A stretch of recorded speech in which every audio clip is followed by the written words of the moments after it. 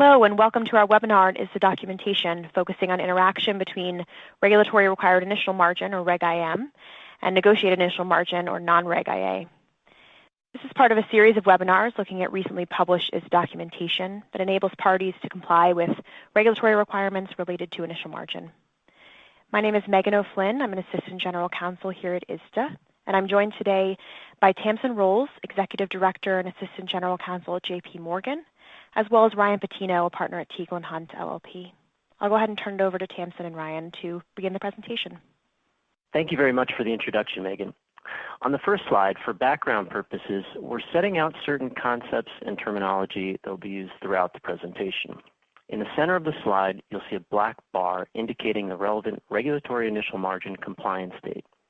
The red arrow illustrates that the regulatory initial margin requirements go into effect after this compliance date, whereas the green and purple arrows indicate that non-regulatory independent amounts and variation margin, which have been effective for some time, at least for most counterparties, will continue to be relevant after the regulatory initial margin compliance date. Below the dotted line, we further distinguish trades entered into before the relevant regulatory compliance date, so-called legacy trades, and trades entered into after the relevant regulatory compliance date, so-called new trades. For the purposes of this presentation, we'll assume that all trades entered into prior to the compliance date will not be subject to regulatory initial margin requirements, although there are circumstances where that would not always be the case, for instance, due to certain life cycle events, or if the parties so chose for the purposes of netting pre- and post-compliance date trades and determining a single net initial margin requirement. On these next few slides, we'll explain how these distinct margin requirements, Reg IM, non-Reg IA, and VM, can be applied to legacy trades and new trades under the new IM CSA. The different approaches, dubbed margin approaches under the new IM CSA, are 1, the distinct margin flow IM approach, 2, the allocated margin flow IM IA approach, and 3, the greater of margin flow IM IA approach. So first, we'll be turning to the distinct margin flow IM approach. Thanks, Ryan. So let's talk about the first margin approach, the distinct margin flow approach. And before we describe how this works, it's probably just worth quickly explaining why we need to deal with the interaction between IA and IM. So in the first few phases of initial margin, the parties that were in scope of the rules at that time tended to be dealers who tended not to have posted IM to each other. And it was therefore fairly simple to put in place a regulatory document that set out the parties' obligations. As we come into phase 4 and phase 5 of the IM rules, the picture becomes a bit more complex. A far wider range of counterparties comes into scope, and many of those entities are already posting non-regulated independent amounts to their dealers, and that's why the documentation has been amended to deal with the interaction between these flows. So looking at the distinct margin flow IM approach, let's talk about what this is intended to achieve. So under this approach, we maintain 2 separate and distinct margin flows. The first, the regulatory initial margin, is to be calculated in accordance with the margin rules and is documented under the 2018 IM CSA in respect of new trades, so trades that are executed after the compliance date for IM only. And this flow of regulatory initial margin is distinct from and has no impact upon any existing non-regulatory independent amount. The non-regulatory independent amount that the pledgor is required to transfer for either legacy and new trades, or for legacy trades only, will continue to be calculated and documented under the existing legacy documentation. There will be no change to the way in which parties currently calculate the non-regulatory independent amount, and that is made clear in the 2018 initial margin CSA in paragraph 3 that deals with these 3 approaches. You might ask why anyone would want to adopt this approach, given that it seems to give rise to a greater margin requirement than would be needed, either from a credit perspective or from a regulatory perspective.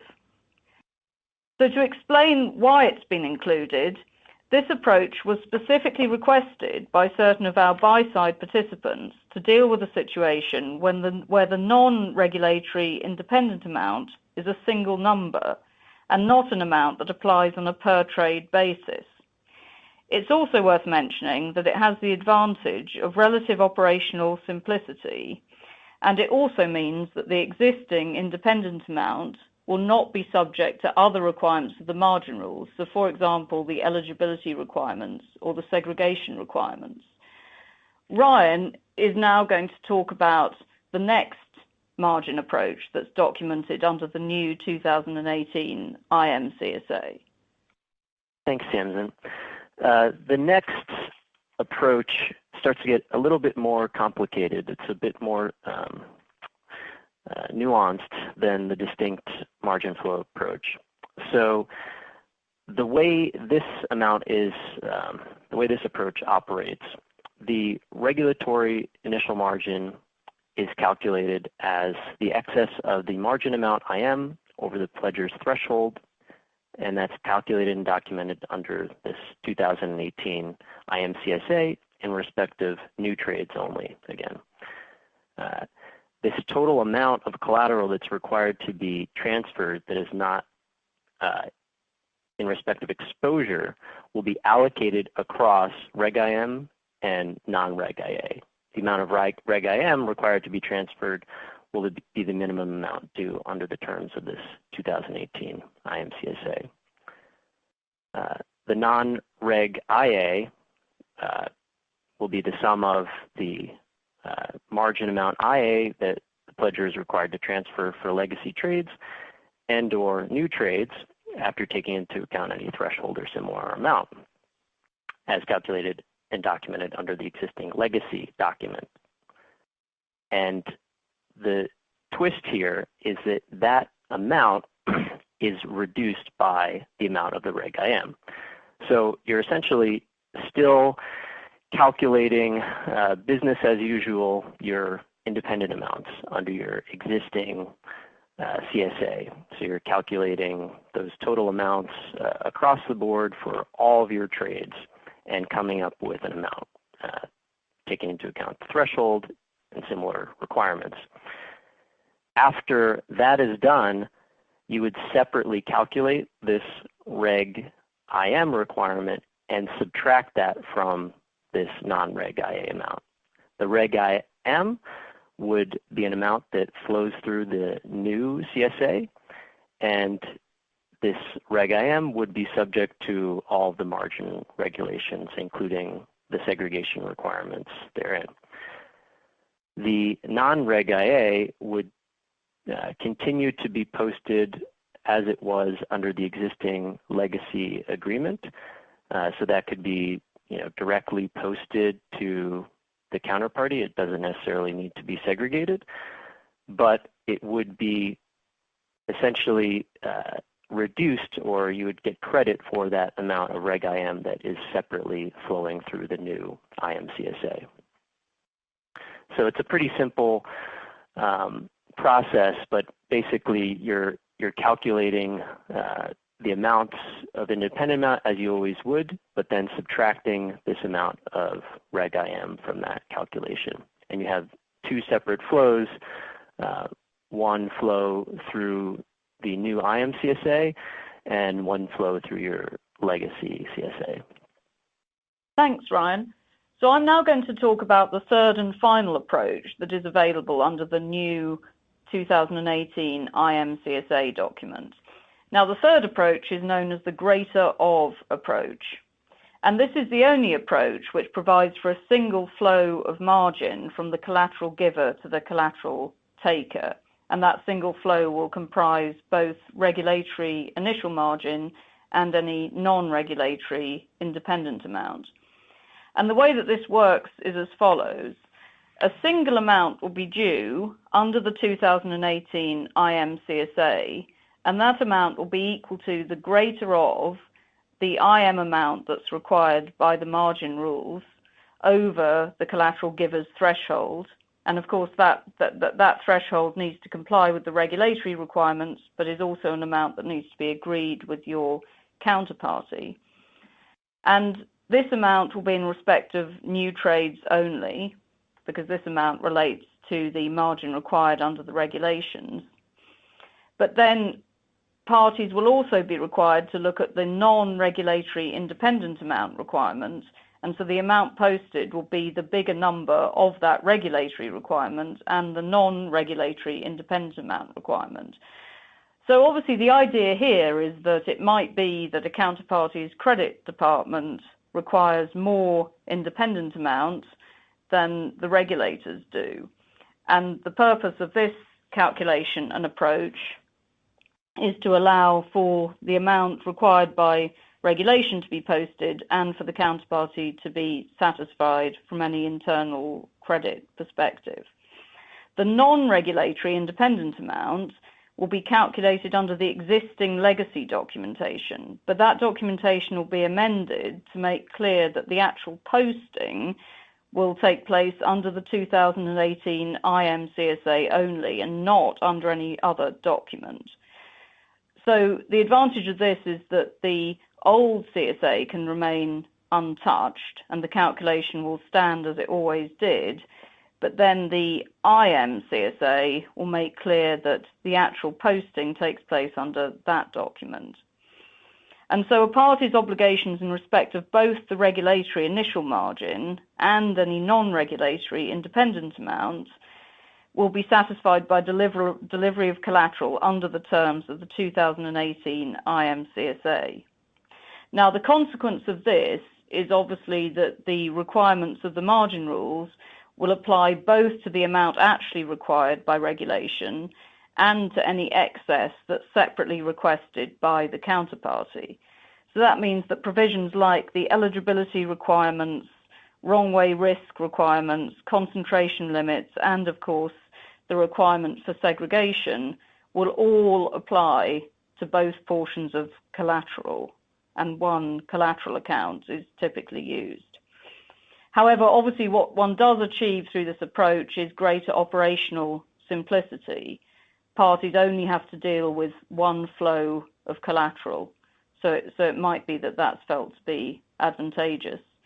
And now Ryan is going to go through some numerical examples so that you can see what it means in practice to actually use one of these approaches or another. Thanks, Tamsin. So yes, I think this chart is really illustrative of how these distinct margin flow approaches work. So under the top cell on the left side, we set out the example, and in this case, party B's posting obligations are as follows. For non-regulatory independent amounts, there is a 100 requirement. For that independent amount, there's a threshold of 0. For the regulatory initial margin requirement, presumably, let's say this is the SIM calculation, the amount is 90, and then there's a threshold of 50. I think that fits in well with the $50 million threshold. So under the distinct margin flow IM approach, Party B's posting obligation under the 2018 IM CSA is essentially calculated as 40, and so that $40 million amount would be their regulatory IM minus the threshold. So it's pretty simple. You're just looking at Reg IM and the Reg IM threshold for calculating the amount that's due under the new IM CSA. Under the existing legacy document, if you go down to the next row, the IA requirement would be 100. That's, again, very simple. The non-reg IA requirement is 100. The threshold is 0, so you get a calculation of 100. So what does that mean overall? Overall, under both documents, as Tamsin mentioned earlier, you would essentially be posting both. You'd be posting the 100 under the legacy document and 40 under the new IMCSA for a total of 140 million in IA and IM. So you can see pretty quickly how that starts to stack up. The allocated margin flow IM-IA approach works a little bit differently, but in the first row it works quite the same way. You're just looking at regulatory initial margin requirements for the purposes of the 2018 new IMCSA. So you'd be taking that regulatory IM requirement of 90 and subtracting the $50 million threshold for a total of 40 million, same as distinct. But then this is where it really becomes different. For calculating the independent amounts under the existing legacy document, you would essentially get credit for that same 40 million that is posted under the IMCSA. So you'd have the 100 million in non-reg IA, and then you'd be subtracting that 40 million that is being posted now under the new IMCSA. So you essentially get credit for that 40 million, such that under your legacy document, you are only posting 60 million in IA. And this is done in the new IMCSA. There's actually a provision in these margin approaches that amends the independent amounts under your legacy CSA. So what does that mean for the total posting obligation? It's 40 plus 60 for a total of 100 million. So clearly you're posting less under the allocated margin flow IMA approach than you would under the distinct margin flow approach. And then the last column, I think, is quite simple. Again, this is the greater of margin flow approach. And here you would be totaling up the amounts that are calculated under each of the CSAs. So under the legacy CSA, you would be looking at that non-reg IA amount of 100 million. You'd be applying the threshold that results in 100, and so that would be one calculation. Then you'd separately run a calculation under the new IMCSA, which would be similar to what we saw under the first two approaches. It would be 90 million in Reg IM minus the $50 million threshold. That would be 40. And then you'd say, well, which is greater of those two, 100 or 40? 100's larger, so that would be the amount, the total amount that's posted under the new IMCSA.